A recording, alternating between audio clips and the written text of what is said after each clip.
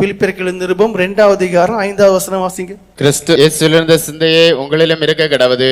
ஒரு மனுஷனுடைய நினைவுகள், ஒரு மனுஷனுடைய யோசனைகள் தூய்மையாக சுத்தமா இருக்குமேயானால் அந்த மனுஷனுடைய வார்த்தைகளும் எப்படி இருக்கும் என்றால் அவைகள் சுத்தமாயிருக்கும், தூய்மையாயிருக்கும், பிறரை தேற்றக்கூடியதாயிருக்கும், தேவனுக்கு பிரியமாயிருக்கும். இருதயத்தின் நிறைவினாலே அந்த வாய் பேசும் என்று வேதம் சொல்லுது. உங்களுக்குள்ள மன்னிக்கும் சிந்தை இருக்குமையானால், பொறுமை நிறைந்த குணம் இருக்குமையானால், அன்பு நிறைந்த சிந்தை இருக்குமையானால், நீங்க பேசும்போது எப்படி இருக்கும்னா சாந்தமா பேசுவீங்க.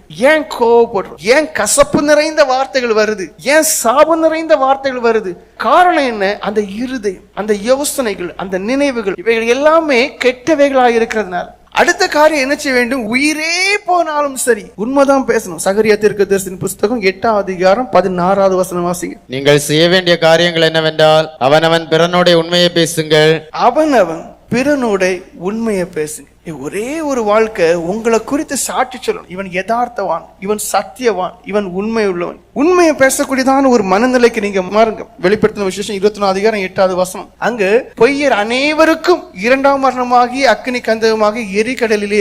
1 கொரிந்தியர் 10வது அதிகாரம் 10வது வசனம் வாசிங்க. அவர்களில் சிலர் முறுமுறுத்து சங்காரக்காரனாலே அழிக்கப்பட்டார்கள், அதுபோல நீங்களும் முறுமுறுக்காதிருங்கள். சும்மா எதுக்கெடுத்தாலும் யாரையாவது ஒரு காரியத்தை, ஏதேனும் ஒரு காரியத்துல முறுமுறுக்கிறது, அது தேவனுக்கு விருப்பமில்லாத காரியம். அந்த குணம் உங்களுக்குள்ள இருக்கும் போது நீங்க சாட்சியா ஜீவிக்க முடியாது. ரோமர் நிருபம் 2வது அதிகாரம் 1-2 வசனங்களை வாசிங்க. சிலருக்கு நாவு ஃபுல்லா அடுத்தவங்களை குற்ற சுமத்தக்கூடியதாவே இருக்கு. நீங்க நினைப்பீங்க அது ஆசீர்வாதமானது. இல்ல, அது ஆசீர்வாத கேடானது. அப்ப எந்த நாவு எனக்குள்ள இருக்குன்னு பாருங்க. பொய் நாவு இருக்கு, முறுமுறுக்கக்கூடிய நாவு இருக்கு, குறை சொல்லக்கூடிய நாவு இருக்கு.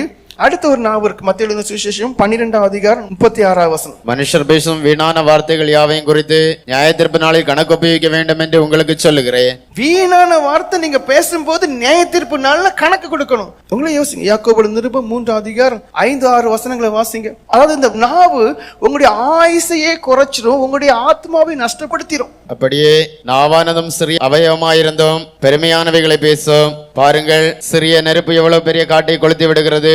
நாவும் நெருப்பு தான். அது அநீதி நிறைந்த உலகம். நம்முடைய அவயங்களில் நாவானது முழு சரீரத்தையும் கரைப்படுத்தி ஆயுள் சக்கரத்தை கொளுத்தி விடுகிறதாயும் நரக அக்கினியில் கொளுத்தப்படுகிறதாயும் இருக்கிறது. பாருங்க, நரகத்துல கொண்டு விடும். சிலர் எல்லாம் பெருமையா தான் பேசிட்டு இருப்பாங்க. அதுவும் உங்களுக்கு கேடுதான். பெருமை உலக தேவன் ஏத்து நிற்கிறார் இருக்க. அப்ப நம்ம என்ன பண்ணணும்? மீகா தீர்க்கதரிசன புஸ்தகம் 7வது அதிகாரம் 5வது வசனம் வாசிங்க. சிநேகிதனை விசுவாசிக்க வேண்டாம், வழிகாட்டியை நம்ப வேண்டாம். உன் மடியிலே படுத்து கொள்கிறவர்களுக்கு முன்பு அவன் வாயை திறவாமல் எச்சரிக்கையாயிரு. பாருங்க, உன் வாயை திறவாமல் எச்சரிக்கையாயிரு.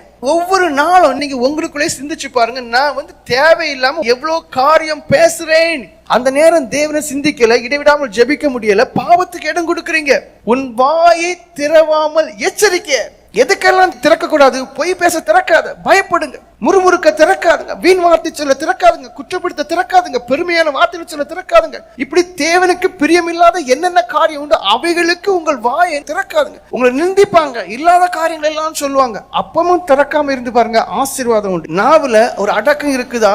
யோசித்து பேசுறீங்களா? பேசின பிறகு யோசிக்கிறீங்களான்னு பாருங்க. அநேகர் பேசின பிறகு ஐயோன்னு சொல்றீங்க. அடுத்து ஜெபிக்கக்கூடியவங்களா இருக்கும். இந்த நாவு காண்டி 141வது சங்கீதம் 3வது வசனம் வாசிங்க. கர்த்தாவே, என் வாய்க்கு காவல் வையும், என் உதடுகளின் வாசலை காத்துக்கொள்ளும். நீங்க ஜெபிக்கணும். ஆண்டவரே, நான் வாயை திறந்தாலும் எதனமோ பேசிட்டீங்க, நாவடக்கமே எனக்குள்ள இல்ல, என் நாவுக்கு காவல் வைய ஆண்டவரே. கல்விமானி நாவு தார ஆண்டவரேன்னு கேளுங்க. நான் ஞானமா பேச எனக்கு கிருபை. நீங்க இந்த காரியங்களுக்காக ஜெபித்து பாருங்க. உங்க நாவுல வார்த்தைகள் வெளிவரதுக்கு முன்னாடி தேவன் உணர்த்துவார். எந்த வார்த்தை வரணுமோ அது மாத்திரம் வரும்.